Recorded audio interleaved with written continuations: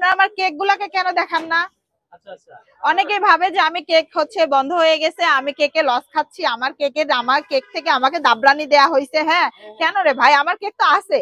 আমি আগেও যেভাবে আমার নিজের হাতে বানায় যে কয়টা নিয়ে আসতাম এখনো নিয়ে আসি, আলহামদুলিল্লাহ শেষ হয়ে যায়। হ্যাঁ, কিন্তু আপনারা দেখান না জন্য অনেকেই ভাবে কি যে আমি নাই, আমার কেক শেষ, আমি কেকে ডাউন। আমি কিন্তু কেকে ডাউন হইনি, আমার কেক কিন্তু এখনো আছে।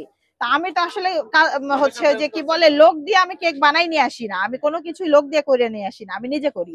তো আমি কেকও আমি এখন এত কিছুর মধ্যে যে কয়টা পারি আমি ওই কয়টাই নিয়ে আসি। আমি তো লোক চাইলে তো আমি, যদি আমার বিজনেসটা বাড়ান মানে বিজনেসের কথা চিন্তা করতাম, যদি আমার কাস্টমারের ওই যে চাহিদার কথা চিন্তা না করতাম, যারা আমার হাতের খাবারটা খেয়ে তারা হচ্ছে শান্তি পায়, এটা যদি চিন্তা না করতাম, তাহলে আমি লোক দিয়া ওই 70-80টা নিয়ে এসে বিক্রি করতে পারতাম। আমি তো এটা করি না।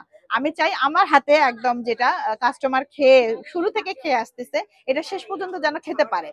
তো এই জন্য আমি আমার হাতে বানাই নিয়ে আসি যে কয়টা আমি পারি।